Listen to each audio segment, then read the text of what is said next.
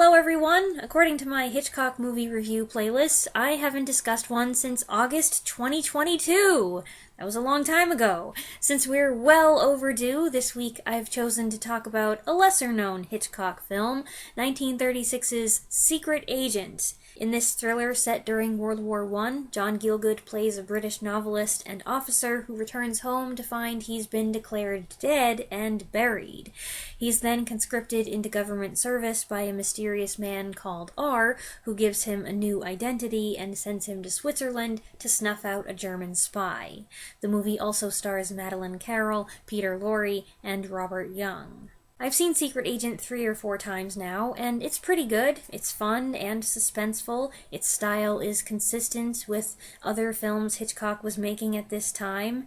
The dialogue is fast, flirty, and humorous, and the story combines the frothiness of a 1930s romantic comedy with the grim reality of the secret agent's commission, which is to identify the spy and eliminate him. So I like the film well enough, but I don't find it as satisfying as some others, and unlike other better Hitchcock movies that you can rewatch over and over again, I find this one loses its kick once you already know the twist. It also tends to get lost in the shuffle when people discuss this period of Hitchcock's career. Secret Agent was sandwiched between two of his best films of the decade, The 39 Steps and Sabotage, but it's not as good as either of those movies, or The Lady Vanishes, which came in '38. Secret Agent was based on a play that was adapted from short stories written by W. Somerset Maugham, centered around a character known as Ashendon. That's John Gielgud's part, which is quite different from Hamlet, the role that made him a theater legend a few years prior. Gielgud looks so young here that I barely recognize him, and every time I watch the movie, I have to get used to it. He's actually around 32, so not that young, but though he had made his screen debut in 1924, this was his first major lead in a motion picture. Unfortunately, he was not pleased with the final product, and neither was Hitchcock. They were both critical of the character, though not necessarily for the same reasons. Despite some friction behind the scenes, the main cast works together fairly well. The dialogue has fluidity, thanks to the atmosphere of frivolity, the incessant wittiness of the characters, and certain actors' tendency to sound like they're speaking English in cursive. This was leading lady Madeleine Carroll's second time working with Hitchcock, her first being The 39 Steps the previous year. Her character, Elsa, is Ashendon's fake wife. She's there to make his cover more convincing. That paves the way for a spicy, ooh, we have to pretend to be married and share a bedroom, but we're not really married, but we're attracted to each other thing, which, of course, is a very familiar trope nowadays. I do think Carroll's performance is a bit much at times. Elsa's just in it for the thrills until she realizes what's actually been asked of them. There's a turning point where the narrative shifts to focus on the moral and psychological conflict, and the actors do sell it, but it's a bit overcooked and messy, especially on Carroll's part, especially in the film's climax. Peter Lorre's character has got a long, ridiculous name he rattles off with pride, but when he's not being referred to as the hairless Mexican, everyone just calls him the General. I don't know what people think of this role, but I'm gonna bet some people love it and others don't. This was also Lorre's second time working with Hitchcock, following his successful English-language debut in 1934's The Man Who Knew Too Much, wherein you can't tell he hadn't fully grasped the language yet. His contribution to that film is much heavier, whereas here he hams it up and provides a lot of the comic relief. The General is a flamboyant, high-strung, calloused, money-hungry womanizer who is uncouth, a little gross, and slightly unhinged, but likable nonetheless. On the one hand, I feel like if Lorre wanted to be seen as a serious, dramatic actor, this role didn't do him any favors. But on the other hand, the General is one of the most memorable and entertaining things about the whole movie. And that doesn't come as a surprise. Any film Peter Lorre appeared in, he was a highlight. Shortly after making this film, Laurie went to Hollywood, and Hitchcock followed a few years later.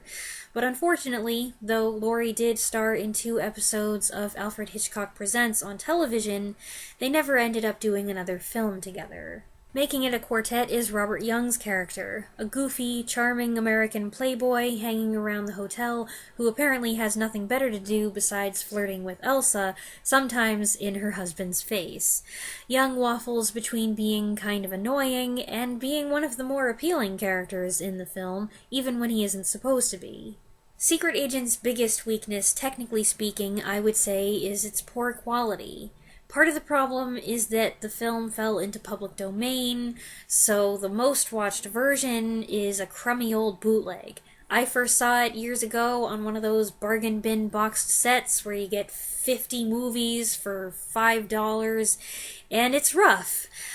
This time I intentionally tried to find a newer, I don't know how old this version was. It was an upload on YouTube. There are several versions uploaded on YouTube. I checked out a few of them, picked one, thought it would be better, and in some respects it was. The image is relatively clear, with only minor flickering and some discrepancies. Sometimes the picture brightens, and then it dims back down. I don't know what's going on with that. The issue is the audio. The audio is not very good. Often the dialogue is hard to decipher, which makes it feel more like an early talkie. Either the background noise is too loud, or the actors, the British actors, are speaking too rapidly, and their linguistic curlicues make their words bleed together. It can be frustrating. But it's still a Hitchcock thriller, and it's certainly not a mediocre one. It boasts many of his classic trademarks. You've got the blonde love interest, a sequence on a train, interesting overhead photography, smooth camera movement, creative visual effects, a nail-biting build-up to murder. It's all there, and it's all good. There are various noteworthy scenes, like the one on the mountain, or the one in a church where the 2 agents take forever to realize something's amiss. Tonal dissonance, or comedic juxtaposition, or whatever you want to call it, is present from the very beginning. The film opens with a line of mourners somberly parading past a coffin, but moments later a one-armed man uncovers the coffin, knocks the lid askew, and drops the box on the ground. There's also a chase scene in which Gielgud and Laurie hop down the stairs like a couple of cartoon characters. I don't know if it was intended to be funny or not, but knowing Hitchcock, I would bet that it was. I do have a couple thoughts on the spoiler, but I don't think I'll divulge them here since I'm guessing a lot of you watching this video have not seen this film. I don't have much to say anyway on that point, except that I just find it hard to believe. I find it hard to buy.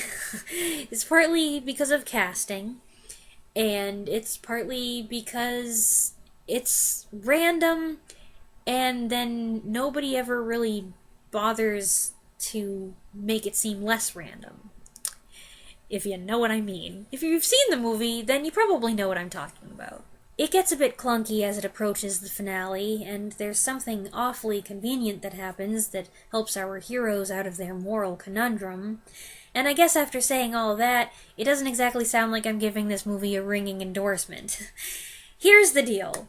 If you haven't watched any Hitchcock movies, don't start with this one. There are a couple dozen other Hitchcock movies that are way better, and you should start with those.